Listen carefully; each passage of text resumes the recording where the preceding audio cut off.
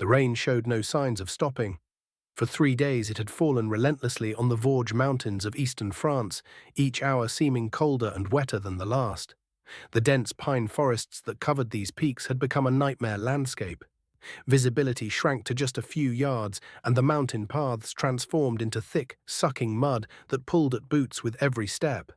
The temperature hung right at the freezing mark, neither quite snow nor rain, just endless misery. Somewhere in this darkness and cold, 275 men of the 1st Battalion, 140th Infantry Regiment, waited for death. These were the Alamo Regiment from Texas, now huddled in shallow foxholes that offered barely any protection, surrounded on all sides by German forces. Their ammunition was running low. Their food was almost gone. Their hope was nearly exhausted. They had been trapped here for 3 days now, prisoners of a decision made far from the fighting, a decision that military historians would later call one of the most controversial of the entire war. As German artillery continued its methodical work, systematically crushing their defensive line, these trapped men had only one chance for survival. It would come from an unlikely source. The rescuers would be Japanese-American soldiers whose own families were locked away in American concentration camps back home. What would happen over the next 6 days would become legendary, but at a terrible price. The rescue mission itself would cost more casualties than the number of men being saved. The 442nd Regimental Combat Team would lose more than 800 soldiers to bring out 201 trapped Texans. In doing so, they would force the German army to reconsider everything it thought it knew about American fighting power. They would also force America itself to look in the mirror at its own prejudices. This is the story of what happened at the Lost Battalion, one of the 10 most important ground battles in United States Army history. It is a story of tremendous courage, of command decisions that haunt the conscience, and of what it means to prove your loyalty with your own blood. The trouble started on October 24, 1944, with an order that violated every principle of sound military planning.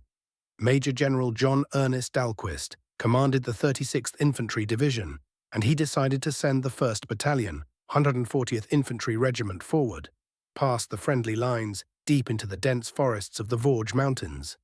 The goal was to seize high ground near Biffontaine and cut the German supply routes that ran through the region. Lieutenant Martin Higgins served as the battalion's operations officer, and he immediately saw the danger in this plan. The unit would be advancing without protection on its flanks. There would be no reserve forces behind them. There would be no secure supply line. The only thing connecting them to friendly forces was a narrow logging road, and German soldiers could cut that road in minutes if they chose to. But Dahlquist was far away at division headquarters, miles behind the actual fighting, and he wanted aggressive action. He wanted results. So the order stood. By noon on October 24th, the battalion had moved forward about 4 miles and reached their target, a narrow ridge they called Hill 205. The men set up defensive positions among the tall pines and waited. They expected the rest of the regiment to catch up and link up with them. That never happened. Something else was waiting instead. The German 19th Army under General Friedrich Wieser had anticipated exactly this moment. The Wehrmacht had deliberately pulled back from certain positions, opening what looked like an opportunity to the Americans. Military strategists call this a planned encirclement. The trap was already set, and the American battalion was walking into it. Once the men reached Hill 205, the Germans attacked from 3 directions at once. Elements of the German 211th Mountain Battalion seized the high ground that looked down on the American position.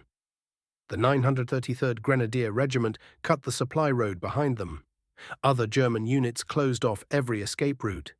Within just a few hours, the entire 1st Battalion found itself completely surrounded by somewhere between 6,000 and 8,000 German troops.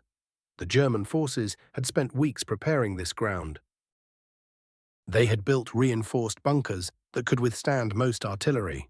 They had laid thousands of mines across the forest floor, including wooden shoe mines that metal detectors could not find.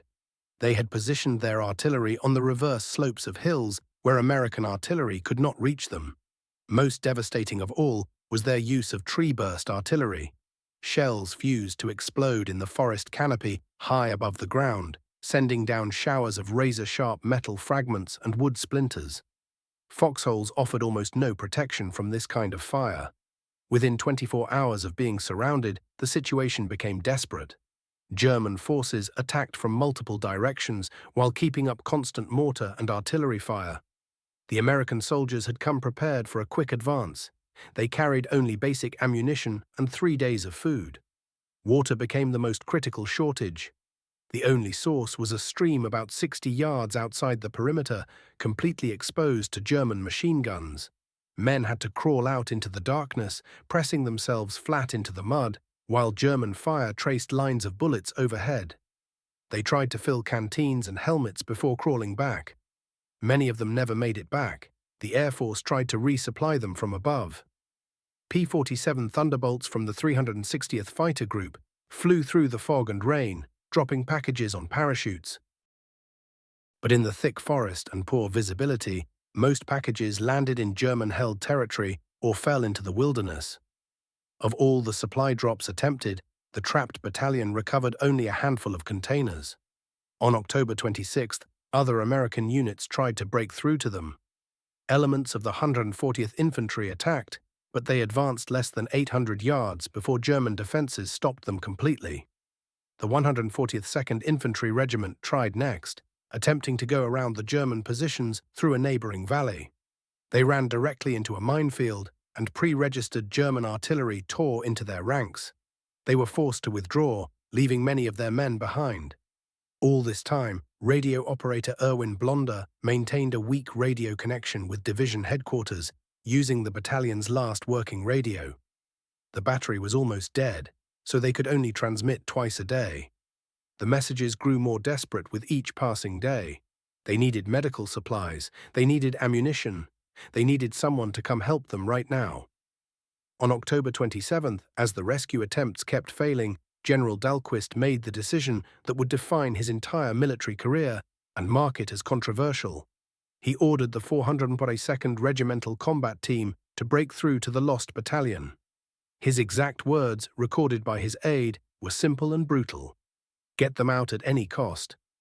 The 442nd had just been pulled from the front lines. They had fought continuously for 9 days, liberating the towns of Bruyères and Bifontaine, and they had suffered heavy casualties in the process. They had been resting in reserve for only 36 hours, barely enough time to bring in replacement soldiers, fix broken equipment, or let exhausted men sleep. Many soldiers still wore summer uniforms in the freezing mountain weather. The 442nd Regimental Combat Team was unlike any other unit in the American military. Every soldier was Japanese-American, second-generation immigrants called Nisei. While they were fighting in Europe, approximately 120,000 Japanese Americans back home, including many of their own families, were imprisoned in camps scattered across the American West. They had been locked away without trial under Executive Order 9266. The regiment's motto was, "Go for broke," Hawaiian slang meaning to risk everything on one final, supreme effort. They had already proven themselves in Italy, earning more decorations in 6 months of fighting than most units earned in years of service. Lieutenant Colonel Virgil Miller commanded the 100th Infantry Battalion attached to the 442nd, and he objected directly to Dahlquist. His men needed rest, they needed winter clothing and equipment. They were in no condition for another major combat operation. Dahlquist's answer was straightforward. American soldiers were dying out there, and the 442nd would save them.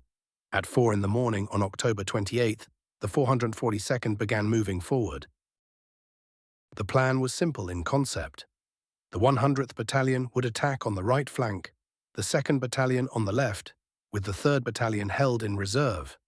The 522nd Field Artillery Battalion would provide fire support, though the rain and fog made accurate shooting nearly impossible. The conditions were absolutely terrible. Every path had become a river of mud from the constant rain. The Germans had spent weeks preparing interlocking fields of fire, scattering mines across every approach, and registering their artillery on every possible route. Just after dawn, the lead elements of a company walked directly into an ambush. German MG-42 machine guns opened fire from hidden positions at nearly point-blank range. Within seconds, soldiers were falling. The 442nd's response was immediate and fierce. Instead of taking cover and waiting for artillery support, they fixed bayonets and charged directly at the German positions. This kind of frontal assault against fortified positions went against everything in American military doctrine, which taught soldiers to use firepower instead of maneuver. But the Nisei soldiers had learned through bitter experience that aggressive close combat could overcome defensive advantages. German soldiers expected Americans to pull back when facing heavy casualties. They were psychologically unprepared for enemies who kept advancing despite mounting losses. On the opposite flank, Company K advanced directly into a minefield. The first mine took a soldier's foot off. As medics rushed forward to help, more mines exploded in quick succession. The company had to stop while engineers crawled forward on their stomachs, using bayonets to probe the ground for hidden explosives. By the end of the first day, the 442nd had advanced less than a mile, but at tremendous cost. Still, they had accomplished something important. They had identified the main German defensive line, a series of ridges that blocked access to the trapped battalion. October 29th and 30th brought some of the fiercest combat of the entire war. The key piece of terrain was Hill 613, a steep ridge that dominated every approach to the lost battalion. The Germans had turned it into a fortress with 3 separate trench lines, concrete bunkers reinforced with steel and earth, and artillery positioned to cover every angle. At dawn, the 522nd Field Artillery Battalion opened up with a massive barrage. Over 4,000 rounds fell on German positions in 3 hours, but the bunkers built into the reverse slope of the hill survived largely intact. When the 442nd Infantry advanced up that hill, they ran into withering fire. What happened next became legendary. Individual soldiers, seeing their units pinned down and unable to advance, performed acts of extraordinary heroism that seemed almost impossible. Private Barney Hagaro, a recent replacement from Hawaii, stood up in full view of the German positions and walked forward through machine gun fire. He destroyed 2 machine gun nests single-handedly and killed 2 snipers, even after being shot in the shoulder. His courage inspired his entire company to stand up and charge forward. Elsewhere on the battlefield, Private George Joe Sakato saw his platoon about to be overrun. He charged alone into a German position held by 12 enemy soldiers. He killed all 12, wounded 2 others, and captured 4 more, allowing his unit to break through. These incredible acts of individual courage enabled the 442nd to finally break through the German lines, but the casualties were staggering. Company K had started with 186 men. When they reached Hill 617, only 17 were still able to fight. Company I was even worse. Only 8 of 185 men remained unwounded. Technical Sergeant Takayo Sansaki was among the first to reach the trapped Texans at approximately 4 o'clock in the afternoon on October 30th. His first recorded words to the men who had been trapped for days were simple: "Need any cigarettes?" The link-up had been achieved, but the real test was just beginning. Getting to the trapped battalion was only half the mission. Now they had to evacuate all 201 men through 2 miles of enemy-held territory. The Germans immediately launched counterattacks to close the gap that the 442nd had opened.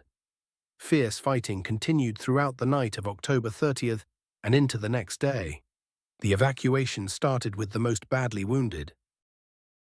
Nisei soldiers carried stretchers through forests filled with mines, while German snipers and artillery continued to take their toll.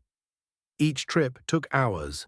The soldiers had to stop frequently to rest or hide from enemy fire. The walking wounded and able-bodied men of the lost battalion were evacuated over the following 2 days. Throughout this entire period, the 442nd had to hold the corridor open against repeated German attempts to cut it off. Sometimes the fighting became hand-to-hand combat, with soldiers using knives, entrenching tools, and rifle butts when ammunition ran out. By November 1st, all 201 surviving members of the lost battalion had been brought to safety.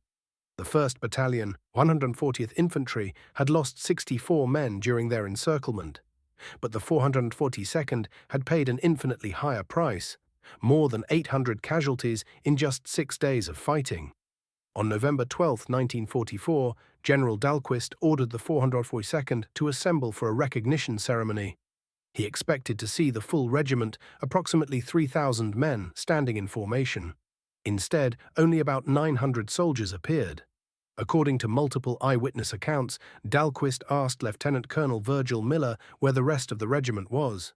Miller's response became legendary among the veterans who heard it. He said simply, "General, this is the regiment. The rest are either dead or in the hospital." The devastating casualties immediately raised serious questions about Dahlquist's leadership and judgment. Why had he sent the 1st Battalion into such a vulnerable position? Why had he chosen the weakened 442nd for the rescue when other, larger, fresher units were available? Many veterans and military historians have concluded that Dahlquist viewed the Japanese-American soldiers as more expendable than white American units. The controversy only deepened when, despite the regiment's catastrophic losses, Dahlquist ordered them to continue offensive operations for 9 more days, before finally allowing them to rest and recover. Years later, when Dahlquist approached Lieutenant Colonel Gordon Singles at Fort Bragg and said, "Let bygones be bygones," Singles refused to shake his hand in front of all the assembled officers. The heroism displayed during the Lost Battalion rescue should have resulted in numerous Medal of Honor citations. Initially, however, not a single soldier received America's highest military decoration. Distinguished Service Crosses were awarded instead to men whose actions clearly met Medal of Honor standards, a pattern of discrimination that affected Asian American soldiers throughout the war. It would take more than 50 years for justice to finally be done. In the 1990s, Congress ordered a comprehensive review of all Distinguished Service Cross awards given to Asian American World War II veterans. A thorough review of medal awards uncovered something troubling: systematic discrimination that had gone unrecognized for far too long. When President Bill Clinton stepped to the podium on June 21, 2000, it marked a watershed moment. He presented the Medal of Honor to 22 Asian American veterans who had fought in the Second World War.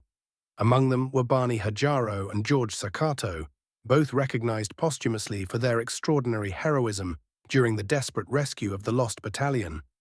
In his address, Clinton spoke directly to the injustice these men had endured. "Rarely has a nation been so well served by a people it has so ill-treated," he said, and the weight of those words hung in the air. The numbers told a devastating story. 211 surviving members of the 1st Battalion, 141st Infantry, came out of that encirclement alive, but the cost was staggering. The 442nd suffered over 800 casualties, killed, wounded, or missing. That meant a casualty ratio of nearly 4-to-1, 6 grueling days of combat just to reach the trapped battalion, then 9 more days of relentless fighting. Yet statistics could never capture what those numbers truly represented. These were American soldiers whose own government had imprisoned their families. They had volunteered to fight for a country that questioned whether they truly belonged. They accepted losses that would have shattered ordinary units, all because they needed to prove something that should never have required proving, that they were American enough. The psychological scars ran deep. Many survivors carried what we now understand as PTSD, though in those days, mental health support for returning veterans was virtually non-existent. The Japanese cultural concept of gaman, the practice of enduring unbearable suffering with quiet patience and dignity, meant most of these men suffered alone, their pain locked inside. German military records painted a picture of shock and disbelief. The Wehrmacht forces simply had not anticipated what the 442nd would bring to the battlefield. These Japanese-American soldiers shattered German tactical assumptions. They hurled themselves at fortified positions head-on, absorbed casualties that should have stopped any rational army in its tracks, and kept fighting even when bleeding. General Friedrich Wesers reviewed the battle and reported that the 442nd displayed a disregard for casualties unlike anything German forces had witnessed fighting American troops. German soldiers documented that wounded Nisei fighters remained in the line, that entire units held together despite losing more than 3/4 of their men, and that the savagery of the close-quarters combat exceeded anything in their experience. When the Vosges fell, German military leadership had to fundamentally reconsider their beliefs about American military power and the role minorities could play in it. The men everyone had dismissed as inferior had punched through positions the Wehrmacht thought impregnable. The relationship forged between the rescued Texans and their Nisei rescuers became one of the most powerful legacies of those terrible days. Many of the Texas soldiers had grown up in the segregated South and had never encountered a Japanese American in their entire lives. The ordeal they shared transformed suspicion into something unbreakable: real brotherhood. In 1962, Texas Governor John Connally made a formal declaration. All members of the 442nd were honorary Texans, recognized for their sacrifice. For decades afterward, veterans from both units stayed connected. They attended each other's reunions, celebrated each other's weddings, mourned each other's deaths.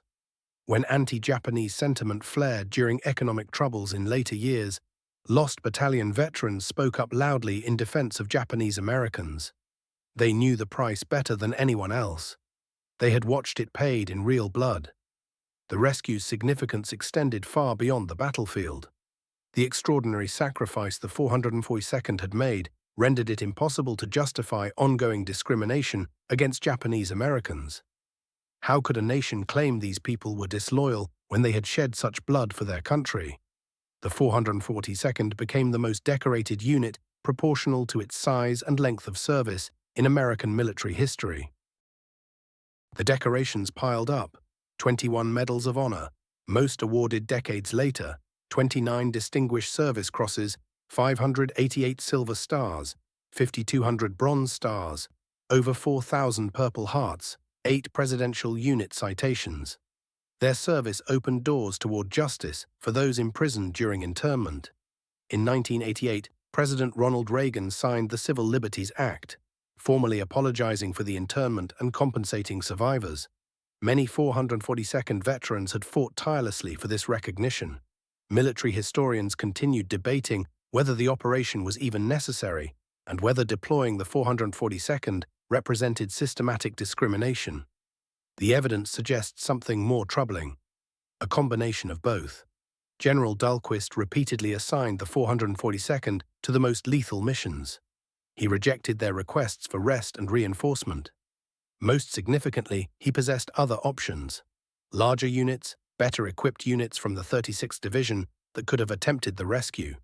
His decision to send the undermanned 442nd instead remains contentious.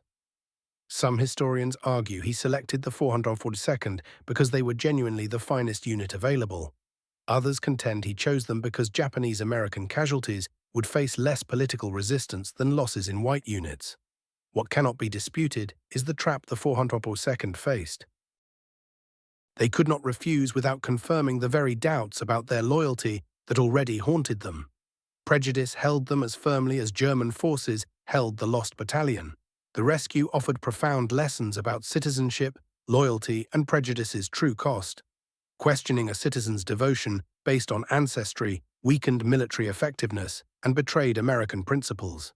It revealed how marginalized communities often must pay the steepest price simply to belong. Yet it proved something equally powerful: that American identity rests not on bloodline, but on sacrifice and service. The Nisei soldiers redefined patriotism itself, not as blind obedience, but as fighting for American ideals, even when America itself fell short of them. The operation also demonstrated diversity's military value. The 442nd solidarity, born from shared marginalization, made them more formidable than conventional units. Their drive to prove themselves generated achievement that transcended the ordinary. As decades passed, fewer survivors remained. Veterans from both units carried permanent marks, physical wounds and invisible psychological ones from those days. Yet they also carried something unbreakable: a bond forged in horror. Martin Higgins, a Lost Battalion veteran who had transmitted desperate radio pleas during the encirclement, maintained deep friendships with those who rescued him throughout his life. Before he died, he reflected, "Those boys saved our lives while their families were locked up back home. That's not just courage, that's a kind of heroism I still can't fully understand." Nisei veterans spoke with equal emotion. "We went up that mountain to save American soldiers," one explained. "Not white soldiers or Texas soldiers, American soldiers. That's what we were too, despite everything. American soldiers." Today, military academies study the Lost Battalion rescue as a masterclass in small unit tactics and resolute determination. West Point displays a plaque honoring the 442nd that reads, "These soldiers proved that uncommon valor was a common virtue." But the deeper significance transcends military science. The 442nd's sacrifice fundamentally shifted how Americans understood citizenship and belonging. Their service made it impossible to maintain that race or ancestry determined loyalty. After the war, 442nd veterans leveraged their moral authority in the civil rights struggle. Daniel Inocchio, who lost his right arm fighting in Italy with the 442nd, became Hawaii's first congressman and served in the Senate for nearly 50 years. Spark Matsunaga, another 442nd veteran, joined him there. Together they fought relentlessly for internment redress. The Lost Battalion rescue exposed a painful truth about prejudice. It extracted a terrible price not just from its victims, but from the entire nation harboring it. The 442nd's staggering casualties resulted partly from their compulsion to prove loyalty through extraordinary sacrifice. America lost many of its finest citizens because prejudice demanded they pay higher tolls than others. The battle also revealed how racial bias corrupted military leadership. Dahlquist's apparent willingness to expend Japanese-American lives more freely than white lives bred unnecessary deaths, a permanent blemish on his record. Yet something remarkable emerged from this injustice, proof that American ideals could overcome American prejudices. The Nisei soldiers fought not for a flawless America, but for the America that could be, should be, and sometimes manages to become. October 30th, 1944, 4 in the afternoon. Technical Sergeant Takeo Sanzaki of the 442nd Regimental Combat Team pushed through the forest and made the breakthrough contact. After 6 days of some of the bloodiest fighting the European theater had witnessed, after more than 800 casualties in the 442nd ranks, the link between the two units was finally established. The exhausted Texans could scarcely believe what they saw. Their rescuers were Japanese-American. Some had never laid eyes on an Asian American before. Yet here stood these men, having paid an almost inconceivable price to save fellow Americans. This single moment encapsulated everything: prejudice confronting sacrifice, assumptions meeting reality, Americans saving Americans regardless of skin color. It embodied both the tragedy and the triumph. It showed America at its worst, sacrificing citizens to prove loyalty while imprisoning their families. But it also showed America at its best, when courage transcends prejudice and shared suffering creates bonds that cannot break. In 2000, the Go for Broke monument was unveiled in Los Angeles, commemorating all Japanese-American soldiers of the Second World War. Over 16,000 names were etched there, those who served, including more than 700 who gave their lives. At the dedication, Secretary of Veterans Affairs Herschel Gobert spoke words that still resonate. These soldiers fought 2 wars, one against fascism abroad, one against prejudice at home. They won both, though at a cost that should humble us all. The monument bears the 442nd's motto, "Go for Broke," but perhaps the most fitting tribute came from the Lost Battalion veterans themselves, who insisted their rescuers' names appear on their own memorials. As one Texas veteran put it, "There are brothers. They earned that with blood." The rescue transcends military history to become a defining moment in who America is. It proved heroism has no color, that loyalty cannot be predicted by where someone comes from, and that the most profound patriotism often springs from those with the strongest reasons to doubt their country. German officers who had dismissed the Nisei as inferior learned that courage crosses all boundaries. American generals who treated them as expendable learned that every citizen's life possesses equal worth. Texas soldiers who had never met a Japanese American learned that brotherhood is forged through suffering, not bloodline. Most crucially, America learned that its greatest defenders might emerge from its most marginalized corners, that strength flows from diversity, and that true citizenship is tested not by fighting for perfection, but by fighting to make your nation more perfect. Military historians continue examining the Lost Battalion rescue as one of the most extraordinary episodes in American military annals. Breaking through prepared German positions despite overwhelming disadvantage remains tactically impressive. Yet the moral weight overshadows the military achievement. It demonstrated that American ideals, equality, justice, liberty, could triumph over American prejudices. It proved America's true exceptionalism lies not in perfection, but in capacity for redemption through sacrifice. By purely military standards, the operation was wasteful.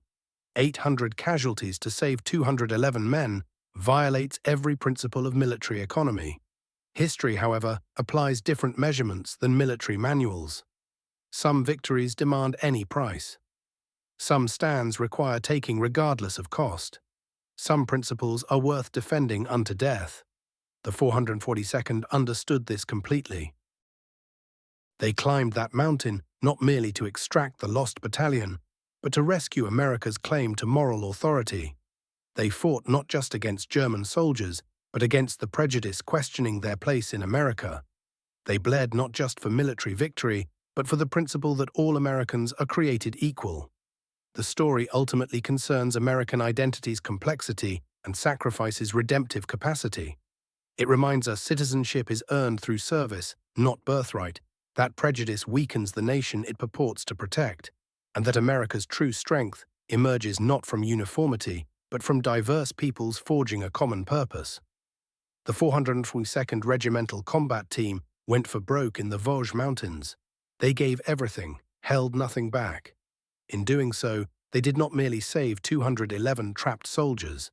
They helped preserve America's soul, proving that even in its darkest hours of fear and bigotry, the nation could produce citizens of such extraordinary courage that enemies and allies alike would stand amazed. The forest has reclaimed Hill 617. Foxholes have filled with fallen leaves, bunkers have crumbled to dust. Yet memory endures, of young men who climbed an impossible mountain, who bled for those who scorned them, who died for a country that had not yet learned to love them back. They were the 442nd Regimental Combat Team. They were Japanese Americans. They were patriots. They were heroes. And they were above all else Americans. Their sacrifice echoes across generations, reminding us that freedom carries a price, that citizenship demands service, and that the highest patriotism means fighting to make your country worthy of its own ideals. In the dark forests of the Vosges, marginalized Americans proved that loyalty cannot be questioned when written in blood, that courage knows no color, and that America's true strength lies in all its people, regardless of origin, standing together in democracy's defense. The lost battalion was rescued, but something greater was preserved. The ideal that in America, citizenship matters not where you originate, but what you will sacrifice for human dignity and equality. The 442nd proved this truth through action rather than rhetoric, through deeds rather than words, through undeniable courage rather than acceptance. This remains their legacy, that from the darkest prejudice can emerge the brightest heroism, that those deemed least loyal may show greatest faithfulness, and that America's ultimate strength resides not in its people's uniformity, but in their shared dedication to defend principles greater than any individual, any faction, any prejudice. The rescue of the lost battalion stands as one of the most remarkable episodes in American military history, not simply for what was accomplished, but for who accomplished it and what it signified. In those 6 days in October 1944, the 442nd Regimental Combat Team did more than save a battalion. They helped preserve the very idea of America itself.